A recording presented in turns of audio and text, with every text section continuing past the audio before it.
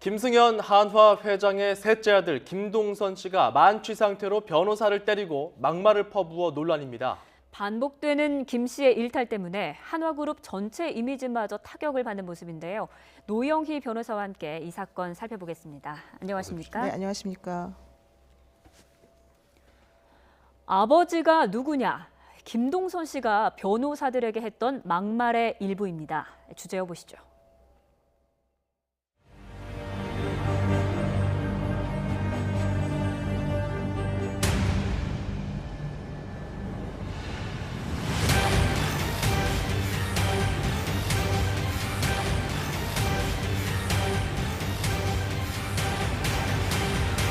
너무너무 죄송하게 생각합니다.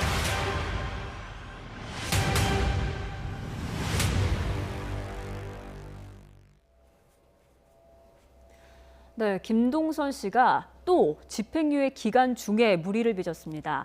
네, 일단 이 사건이 어떻게 된 건지부터 살펴봐야 될 것 같은데요. 개요부터 설명해 주시죠. 그러니까 2017년 9월경에 그 종로구를 소재한 그 대형 로펌의 신입 변호사들 10명 정도가 저녁 겸 회식 겸 해서 이제 술자리를 가지고 있었습니다. 근데 그 자리에 참석했던 변호사 중에 한 분이 이제 김동선 씨랑 인연이 있어서 중간에 이분을 부른 거예요. 그래서 같이 자리를 했는데 그 와서 보니까 다른 변호사들 보기에 조금 태도가 이상하니까 중간에 몇몇 변호사들은 이미 자리를 떠났고 나머지 변호사들은 이제 그분이 너무 만취해서 이상한 말을 하고 행동을 하니까 부축해서 나가려고 하는 과정 중에 김동선 씨가 그 남자 변호사의 뺨을 때리고 여자 변호사의 머리채를 잡고 이제 흔드는 등의 폭행을 했다. 그래서 그 다음 날 그러니까 본인이 직접 사과했다는 말도 있고 뭐 문자 메시지를 통해서 사과했다는 말도 있는데 어쨌든 간에 사과를 하겠다는 말을 전했는데 일부 변호사들은 그걸 받아들이고 일부 변호사는 받아들이지 않은 상황이었거든요. 네. 예. 근데 이제 그게 사실은 그 어떤 일간지의 그 소개가 이제 어제 사실은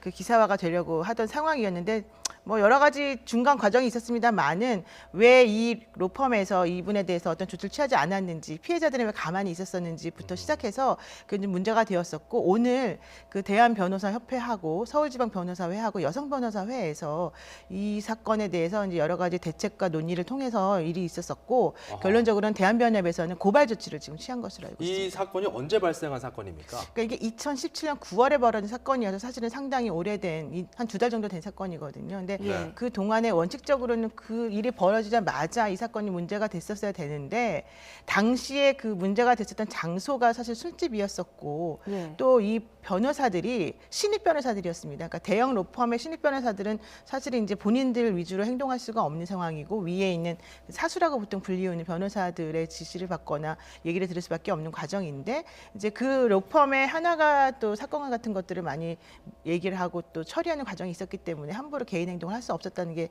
후문으로 지금 들려오고 있습니다. 예. 네, 이와 관련해서 경찰도 한화그룹 김승현 회장의 삼남 이 김동선 씨의 폭행 사건에 대해서 사실관계 확인 작업을 시작했습니다. 들어보시죠. 9월 28일 밤 시간대 이 가게를 찾아온 것 같습니다. 찾아와서 이 가게에서 불미스러운 일이 발생을 한 것 같은데 그 관계에 대해서는 저희가 좀 더 확인을 해보고 있고 CCTV 확인. CCTV는 기간이 지나서 다 삭제되고 없습니다. 네, CCTV는 일단 삭제됐다 이런 입장인데 당시에 김동선 씨의 입장도 나는 술이 너무 취해서 기억이 안 난다 이런 입장이에요. 그러니까 이게 좀 오늘 이제 문제가 되고 기사화가 되고 나니까 김동선 씨가 오후에 그 언론팀을 통해서 그러니까 대언론팀을 통해서 사과하는 그 말을 이제 보내왔습니다. 근데 제가 읽어봤더니 본인은 그날 전작이 있는 상태에서 그 술집에 가서 어떠한 식의 행동을 했는지 모르겠다. 근데 그날 끝나고 나서 그 다음날 뭔가 좀 찜찜해서 물어보니 자기가 실례를 했다라고 해서 그 변호사들에게 사과를 했고 잊어버리고 있었는데 오늘 이런 사건이 터졌기 때문에 본인이 그때서야 이 상황을 알고 너무너무 당황해서 놀랬다. 뭐 이런 얘기를 하고 있었거든요. 예. 근데 제가 봤을 때 오늘 그런 일이 벌어진 것을 이제서야 알게 되었다라고 하는 말 자체가 사실은 좀 믿기 어려운 부분이 많이 있고 또 이분이 사실은 이런 일이 한두 번이 아니었기 때문에 과연 이게 진정성 있는 사과였는지도 사실 좀 궁금한 부분이 있어서 네. 아마 이 부분에 대해서 변호사협회 등에서는 좀 철저하게 진상을 조사해달라고 하는 식으로 일단 고발장 접수는 시켜놓은 상태인데 또 이제 이 사건의 특수 상황 때문에 이 사건이 계속해서 진행이 될지 안 될지는 좀 추후 지켜봐야 될 상황에 있습니다. 지금 잠시 화면에 비쳤었는데 뭐가 문제가 된 것이냐, 또 막말도 논란이 됐습니다. 그러니까 너희 아버지가 뭐 하시냐, 당시 이런 이야기를 했다는 겁니다. 그리고 나를 주주님이라고 불러라. 이제 만취한 상태에서 이런 언급을 했다는 거고요. 똑바로 앉아라. 그리고 나에게 존댓말을 써라. 이렇게까지 이야기를 했다고 하는데 김동선이란 인물을 좀 더 자세히 살펴보고 싶습니다. 나이는 한국 나이로는 29살이라면서요? 네, 1989년생이고요. 미국 다트머스대에서 정치학으로 이제 공부를 하고 온 분으로 알고 있고 한화에서 전략기획 팀장으로도 이제 재직을 하고 그랬었죠. 근데 이분이 사실은 이런 일의 사건이 너무 많았었기 때문에 원래는 정유라 씨, 그 유명한 정유라 씨랑 같이 승마도 했었다라고 얘기가 되어지고 있는데 승마 특기자로 사실은 상당히 실력은 좋았던 것으로 알려져 있습니다. 그런데 이분이 2006년도 뭐 아시안 게임에서 금메달 따고 이런 건 좋았는데 2010년도 서울에 있는 그 고급 호텔에서 만취해서 난동을 부려서 한번 문제가 생긴 적이 있었었고요. 네. 그다음에 이제 2017년 1월 달, 올해 1월이죠. 근데 강남에 있는 위스키바에서 또 여종업원과 남종업원에게 그 술잔을 집어 던지면서 또 폭력을 행사해서 문제가 됐었거든요. 목을 붙들고 때렸다고 하더라고요. 네, 사실은 저도 그 사진이나 이런 관련 자료를 봤는데 상당히 좀 심각한 상황이었는데 불구하고 어쨌든 간에 그 사건으로 인해서 집행유예를 지금 받았습니다. 예. 그런데 2017년 9월에 아직 집행유예 기간이 끝나기도 전에 이 일이 또 벌어졌기 때문에 사실 상황이 좀 더 심각한 게 아닌가 좀 생각하고 있습니다. 네. 예, 말씀하신 것처럼 지금 김동선 씨가 집행유예 기간인데 그렇다면 가중 처벌이 될 가능성도 있는 거죠? 그렇죠. 이제 집행유예 기간 중에 또 다른 범죄를 저질렀을 경우에 특히 동종범죄 아니겠습니까? 이런 경우에 일반적으로 재판부에서는 기존의 집행유예라고 하는 것은 원래 실형을 선고했는데 잠깐 동안 유예를 해주어서 그 사람이 그 기간 동안 자숙하고 잘 행동을 하게 되면 뭐 감옥이나 교도소 같은 데 보내지 않는다는 거예요. 근데 네. 집행유예 기간 중에 똑같은 죄를 또 범한다면 사실 그 사람은 반성을 한 게 아니기 때문에 그 이전에 우리가 봐주었던 그 집행유예를 취소시켜줍니다. 그렇게 되면 실형 선고받았던 것이 그대로 다시 살아나요. 네. 예를 들면은 뭐 실형 8개월의 집행유예 2년이라고 한다면 2년 기간 동안에 또 이런 일이 벌어지게 되면 8개월 플러스 새로운 사건에 대한 또 혐의가 이제 있어서 처벌을 또 어허. 받게 되는 건데 네. 이제 재판부에서 만약에 이 사람에 대해서 선처를 해준다거나 뭐 피해자가 처벌을 원하지 않는다거나 이렇게 되면 또 이게 처벌로 이어지지 않을 가능성이 있어서 네. 그 부분에 대해서는 제대로 이제 그러니까 재판을 해봐야지만 결정이 날 것 같아요. 네, 그러니까 예. 변호사님 말씀은 한화 쪽에서는 어떻게든 합의를 하려고 노력을 할 것 같단 말이죠. 만약에 합의하면 처벌이 안 될 수도 있다는 말씀이신가요? 네, 그렇습니다. 이 사건은 이제 폭행이 가장 문제가 되었던 사건이기 때문에 피해자들이 폭행에 대해서 그 가해자의 처벌을 원하지 않는다라는 처벌 불원 의사를 재판부에 밝히게 되면 예. 이게 공소권 없음으로 이제 결정이 날 수밖에 없어요. 공소권이 없다는 거는 재판에 넘기지 말아달라고 혹은 재판을 했었어도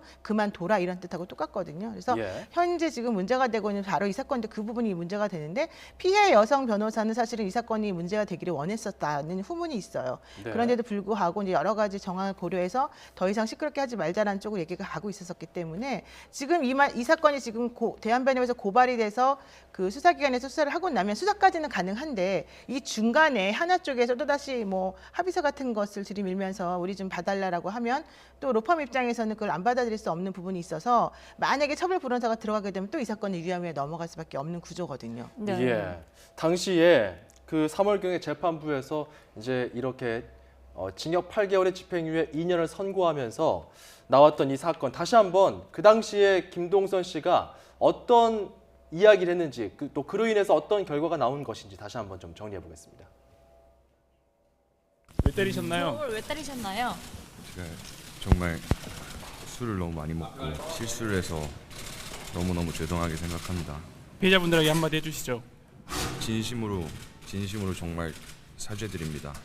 다시는 이런 일이 없도록 하겠습니다. 그날 어떤 자리였나요? 지인들과 술 먹는 자리에서 좀 너무 술을 많이 먹은 것 같습니다. 합의금은 얼마 제시하셨나요? 예, 정확히 잘 모르겠습니다. 아니, 제가 잘못한 거는 당연히 인정을 하고 그 죄에 따른 어떠한 벌도 달게 받도록 하겠습니다. 2010년에도 폭행 사건에 연루됐었는데 그때 반성한다고 하지 않으셨나요? 예, 정말 죄송합니다. 자, 이러한 반성의 태도가 재판에 영향을 줬는지 재판부의 판결은 이렇습니다. 김 씨가 반성을 하고 있고 다시는 범죄를 저지르지 않겠다고 했다. 이런 이야기를 했고요. 그리고 우리 사회는 대기업 오너 가족 등에게 한층 더 엄격한 사회적 책무를 요구하는 측면도 있다. 이런 이야기를 꼬집었는데 이 부분이 바로 좀 논란의 핵심이 아닐까 싶어요. 사실 그 재벌 기업의 3세들이 요즘에 이제 문제를 일으키는 경우가 사실 상당히 많은데 이분들이 가장 착각하고 있는 것이 있습니다.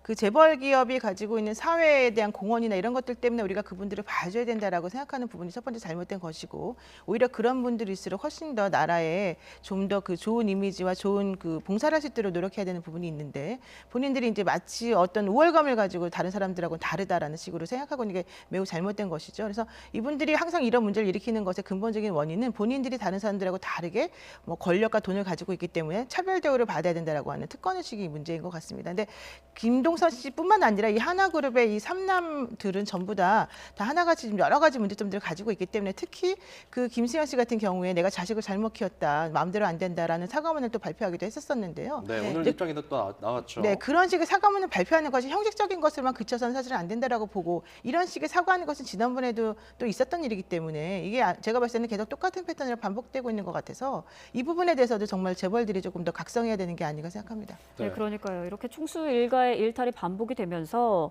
반기업 정서가 확산이 되면 결국 네. 국민들에게 피해가 가잖아요. 재벌들이 좀 자중하고 좀 국민의 인내심을 더 이상 시험하지 않았으면 하는 바람이 있습니다.